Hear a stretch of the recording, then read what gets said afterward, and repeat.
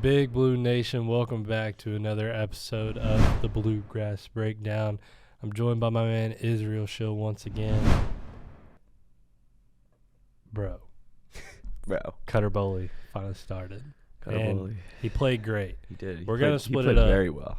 We're going to split it up basketball, football today because got that bye week coming up.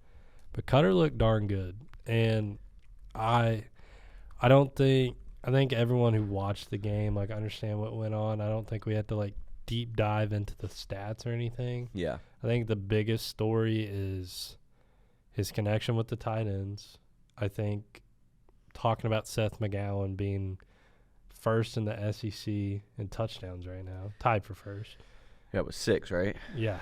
And then we're 3 games in. 5th in yards as well. It's crazy. So the run game's actually kind of developing in front of our eyes. Yeah. I don't necessarily think the run game was ever not there, though. You know what I mean? Yeah. I think the run game was always the one thing that Kentucky had going for them. I wasn't expecting, Seth to get all the production. I know Dante, I agree. I thought Dante was going to end up being, the Derrick Henry, and then Seth would just come in whenever. And now that Dante's a little banged up, we'll probably see a lot more of Seth. So. Yeah, but otherwise, I mean, the big thing I took away was what Josh and Willie talked about after the game, their connection. I talked about it a little bit on Round of Shots, but I don't know if the wide receiver core is really there, and I think if nobody really focuses on them and they're like, hey, he really likes passing to his tight ends, it's going to be sneaky when Hardley breaks a big one. Yeah, because they're going to start putting less times they're going to have a linebacker on the tight end, you know what I mean? And they'll probably put an outside, somebody who's going to cover them a little harder downfield, because you saw it the last few weeks. Josh Caddis down the sideline for 45 yards, Willie up in the back of the end zone for 45 yards, man. They're deep downfield. Yeah, they're big dudes too. They are big dudes. But they can go up and get a ball over any corner. Yeah, they can high point anybody. Makes them dangerous, very dangerous. Yeah, for sure.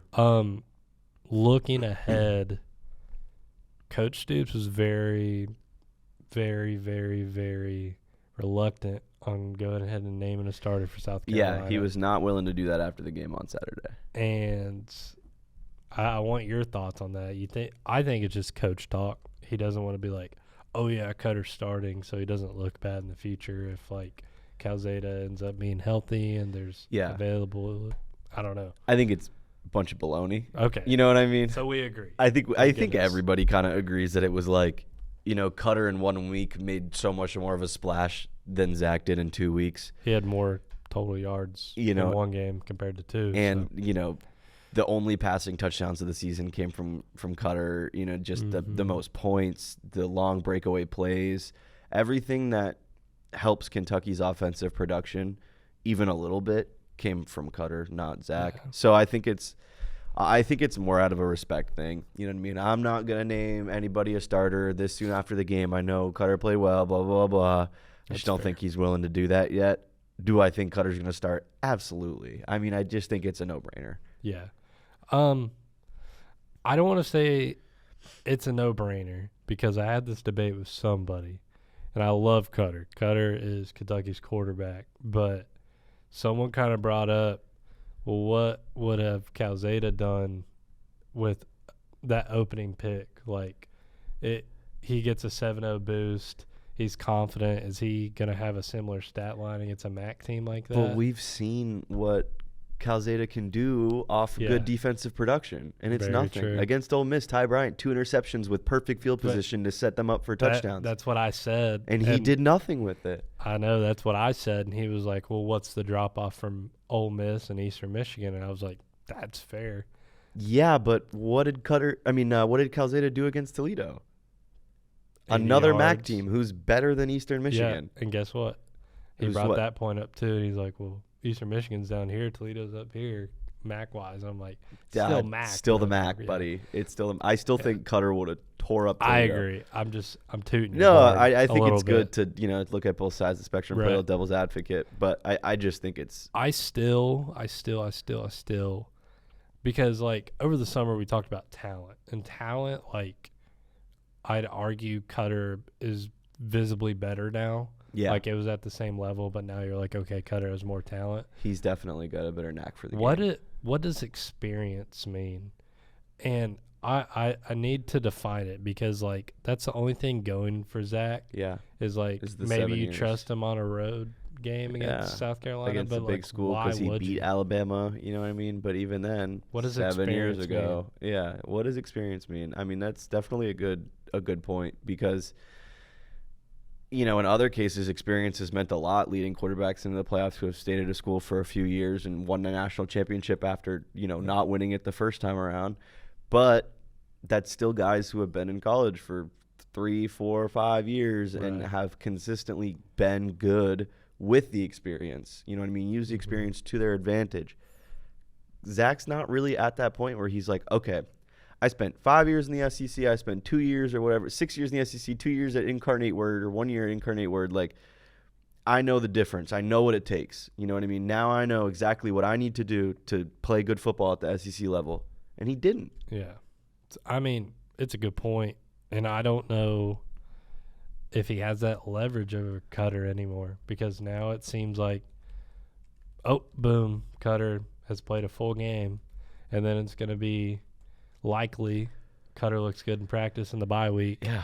Cutter pulled off an SEC win against South Carolina. And then Cutter's a starter, man. You're done, Zach. Sorry, Zach boy. I mean, what did we say? Preseason, I think we gave it 2 weeks, 3 weeks. I said going to South Carolina. So, I mean, we were pretty dead on with that prediction. But I did Can't think predict injuries, though. So. No, for sure. But I did think Zach was going to perform even a little better than he did in the first 2 weeks. He has a true quarterback feel. Like, Calzada is a great, and I mean great, and we have proof of this. We'll put Tristan's post up. I thought he did an amazing job of describing the situation. Yeah. And I even wrote a whole article about it. But him coaching Cutter on the sideline and being there for him, being humble and dressing out and doing all these little things – that's being a Kentucky Wildcat. Yeah. That's being a teammate. Yeah. It's almost like what Bo Allen's been doing. Right. You know what I mean? Just being that guy in the locker room who's like, listen, you know, I've been here before. This is how we tackle this situation. You know, don't put your head down. You threw a pick, whatever. Who cares? Walk away from it. You know what I mean? Like, I think both of them sitting behind Cutter will do him wonders over this season. It's like having Jameis Winston and man. Joe Flacco. Exactly. It's like what Jordan Love did with Aaron Rodgers. You know what I mean? Is you sit back there, you learn a lot, no matter how good the guy is. You know, they say, I like to say, the best coaches are the worst players. You know what I mean?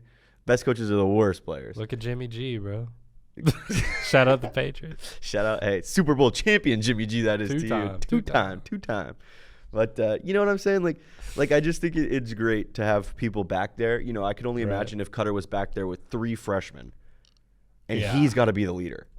That would be rough. That would be hard for him as a redshirt freshman, first year as the guy at the helm, you know? Yeah, and this helps him going into next season when I think about it.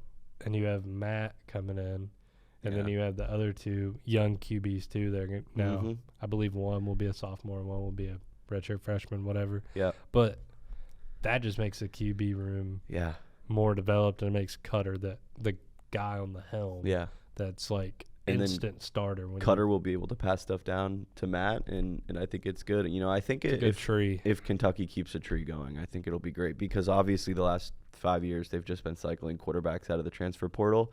But to now have that homegrown talent in and playing and doing well feels great. Yeah. Speaking of football and, well, basketball and football, but the number 1 recruit in the 2026 class is apparently playing football as well. And remember when LeBron tried to do this? But LeBron was him. And LeBron got, like, jumped by his coach or something. He was like, don't play football. Crazy shout. Bro. But we'll put up the video of Tyrod, but he looks. Look at that number, by the way. 6'7". 6'7". He looks absolutely ridiculous. Like, yeah, he looks silly. I saw. I think it was a WT put on Twitter. It's like one hit from a linebacker. It's like, you just made someone a basketball player. I mean, it's true, but, dude. No, listen. That guy's gonna get hit by one 5-star recruit from Trinity, and he's gonna get knocked into tomorrow. All jokes aside, though, he did have a crazy quote, and it kind of like set perception back on like what it's about. Absolutely. It's his last opportunity to be a kid. Yeah. And that hit me hard, dude. As like somebody who's not even like an athlete, or you know what I mean? Somebody who's not about to be in the world spotlight, like having that last opportunity to be playing sports with your friends and being in that environment where you're just a kid there's nothing like it. It is scary though, because like football is a scary sport, and if he's playing wide receiver as number 67, I hope that's just his practice number. I hope it's just his practice number. But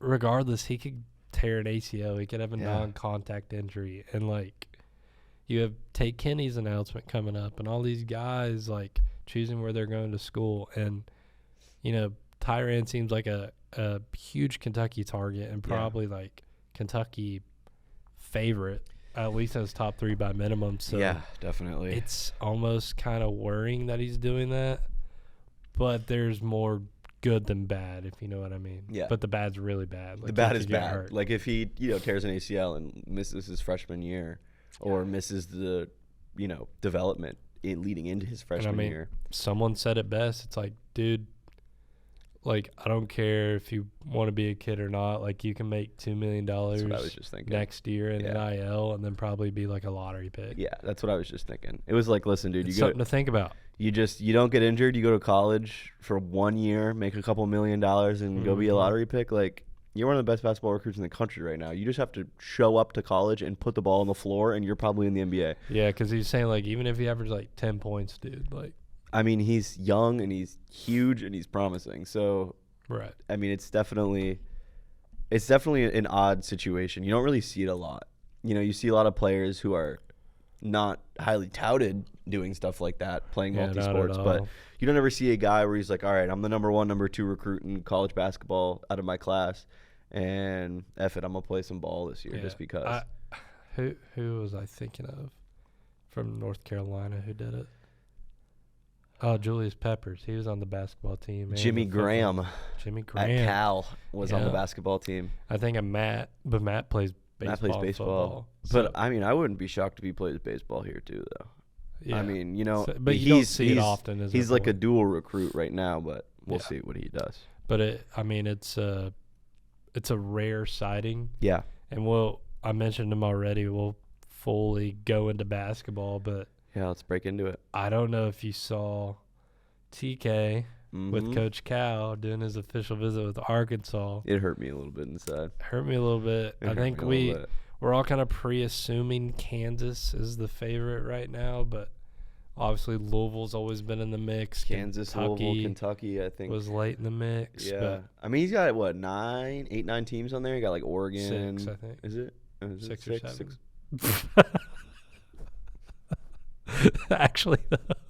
Actually though, like, all there's right, bro, six teams. Dude, whatever. Let's continue. Kentucky basketball. No. That's a world I could totally see him being a Razorback. Good. That he definitely fits mad. really well into that Cal system. You know what I mean? In that one and done style that Cal brings the ball. Boogie Fland is all. Bro, he is another boogie, but Boogie Fland is kind of a bum. Anyway, let's talk about the real Kentucky. Yeah, let's talk about our boys. So, there's a little video that came out from Media Day, dude, and I love to see it because we'll flash that up right now.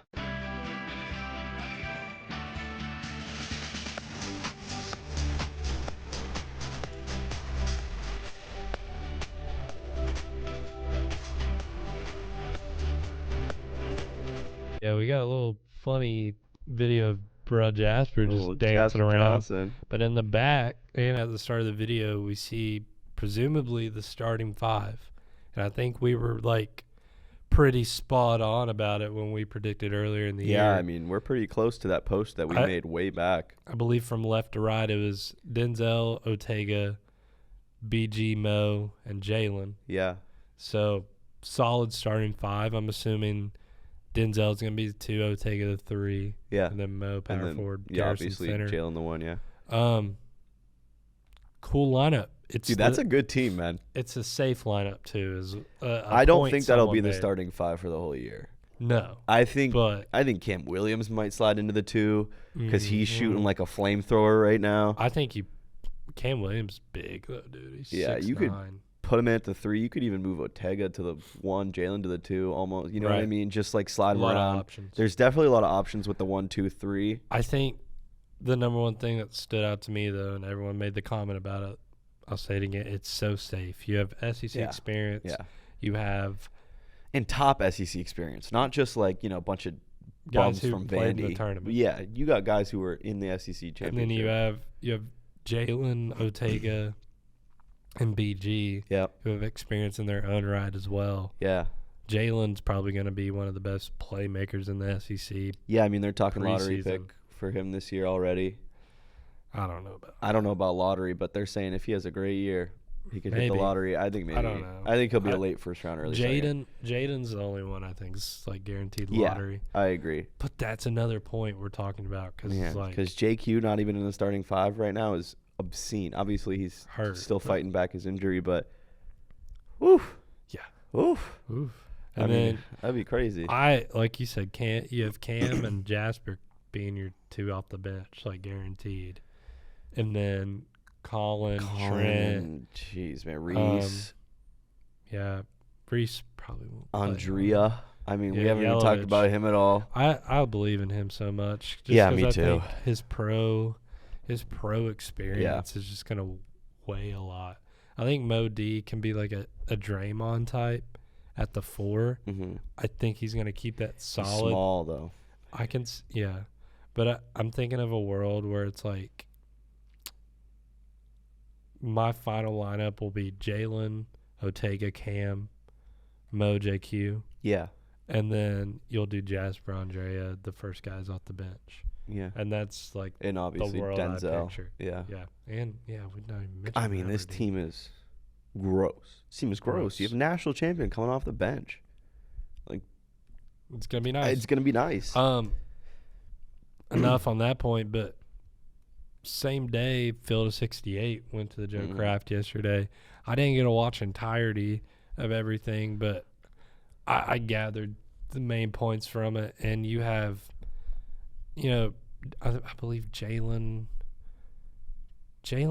was with someone else, I forget, but they asked Jalen what his expectation was for Kentucky, and again he reiterated like national championship. That's all we expect, and like that's our standard now. So it's always good to see them like press those points still. Yeah. And then another one I saw was a clip of Colin Chandler talking about Cam making 10 straight threes. Yep, saw that too. In a scrimmage. And I'm like not shooting, just shooting around, like in a scrimmage, man. Yeah. Against hoopers too. In the back of my mind, like knowing 40% at Tulane. Yeah. Training with Steph Curry. Yeah. Who was it from La Familia that recorded him in practice? Gosh, was it Archie? I believe it was Archie. I think it was Archie. He was like, "This guy's gross," or something like that. And he made like 25 straight. Yeah. The half quarter, he just drained the other and day. he was just like, he pulled up too. He wasn't heaving that thing. It was a jumper. Like he pulled up with a jumper from the logo. And I knew he was going to be solid, but I didn't think it was like that. And practice is practice and game is game. But I mean, full go on scrimmage when, Pope's probably like hounding him. He knows what his strength is. So I doubt those shots are technically easy. So I'm kind of believing the Cam Williams train. I mean, especially for a guy that's coming off the bench, like it's a low stress role probably to start the year. I think. I mean, and then might end up back in, but he's starting off at such like a. All you have to do is get ball, shoot ball. That's all you have to do on this team, man. Again, like with the lineup, you have a starting 5 off the bench. Yeah, really, you do. Because Jasper could play point. Mm-hmm. And then you have Cam and Colin as your 2 and 3, interchangeable. Yeah. Trent could play the 4. And then JQ or Reese or Andrea or whoever's not starting. Malachi. Oh, my God. 5. I forgot about Malachi, too. We didn't even mention Braden Hawthorne. We didn't mention Braden. Bro. Yeah. This team is stacked, bro. This team is stacked. Yeah. So there's a lot of variance to explore. Yeah. Is there anything else from Field of 68 you took away? No, I mean, I really think that we kind of nailed down the points that they were nailing down. I just think we that did get a JQ update. Yeah. Mark Pope, using his very fluent speech, was like, he said, someone put the clip of Donald Trump talking about how his body could beat COVID. Oh yeah, and he's superhuman. And JQ is he's healing at a rate I've never seen. I told him, I said, I've never seen a body heal like this. I was crying, dude. Never seen somebody do it like this before. He's amazing. That's basically the extent he was going at. He's dude, like, that's awesome. His exact quote was like, he's healing at a rate we've never seen the human body heal at. It's too good, bro. It's like, shut up, coach. Just say he's doing all right. It's awesome. No, I love it. I love it. That was funny. Yeah, I think we can expect to probably see him, if not the first 4 or 5 games. You know what I mean? Maybe a little later. Yeah, but also, like, to combat that, they're going to be super safe with him. Oh, yeah, because they don't have to throw him out there right away, so why would they? But I am scared. Like, I want it to be farther away from SEC play rather than closer. Yeah. Just because, like, no offense, but Arizona State, you didn't play comp, dude. And you have to live up to your hype right now. Yeah. I'd rather him, like, get a start against freaking Monmouth or whatever that little school's called, or Montana State or something. We got horrible. 13 games leading into SEC play. Opens up against Alabama on January 3rd. Like, saying that, Loyola and Tennessee that though, Tech would be. We have a UNC game, a Gonzaga game, an Indiana game, and a St. John's game all before SEC play. You can phase him back in, I think, around that point. Fair. With limited minutes, starting with maybe UNC Gonzaga, full-time minutes by St. John's Bellarmine. And then I think he'd be ready to go. And I think that's by... What date is that Loyola game? That Loyola game is November 21st. That seems all right. You think they'll start bringing him back there? I think that's a good limited minutes. Yeah, I think like late November, early December. That seems like, about realistic. Yeah, UNC, Tennessee Tech, Loyola, like around that time period. I like that. Yeah, I like that too. I'm so excited for this Louisville game, dude, on the 11th. It's going to be such a good game. I still wish it was opening the season. Yeah, me too. But like where every ranking that I've seen Kentucky and Louisville flop around in like the top 10, top 15, you know what I mean? Like they're like, oh, Louisville's top 4, oh, Kentucky's 4, oh, Louisville's 9, oh, Kentucky's 8, you know what I mean? Like they're AP floating around each other. Nice. AP poll is going to be nice. I'm really excited to see the preseason. 48 days, by the way. We did some math. 8 days. 48 days to the start of the basketball season. Season in rut. Yes, really excited. Definitely really excited for that. Any pressing points you want to get off your chest before we wrap things up? Not that I can think of, man. I just think that we got to, obviously we'll be back here before the South Carolina matchup, so we'll have some practice update stuff to talk about with that. Early prediction before we have a confirmation on Cutter. Yeah. Do you think, we won't say scores yet. No, just win or loss. Because it's way different compared to Zach or Cutter played. Yeah, for sure. But do you also think with Lenoris being hurt, that they can go into South Carolina and pull it off? Yes. Bang. I do. I think you're supporting my Kentucky can compete in the SEC story. I am, because for this scenario where Lenoris Sellers is hurt and you don't have that guy who is maybe not the Heisman favorite or a Heisman guy, but somebody who's very obviously leading South Carolina to an amazing year that they haven't had in a while. What are they, 11 right now or something like that? So I think with that offense hindered, and, I was hearing a lot that their offensive line isn't necessarily amazing and their defense isn't beautiful. Like they have holes that Kentucky's game complements, you know what I mean? So very true. I think that if Cutter starts, when Cutter starts, I think if Cutter gets the start and everybody's healthy and they play a good hard-nosed football game, they will win. Stoops has won 13 away ranked matchups in his career at Kentucky or something like that.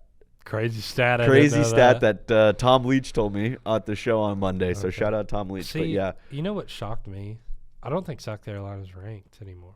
Did they drop all the way out? They went from 11 to unranked by losing to Vandy. And I thought that was kind of unfair. I think that's tough. Maybe it was an ESPN glitch, or maybe I didn't look at the poll. I mean, But when I looked at Kentucky, South Carolina on ESPN, they didn't have a number beside them.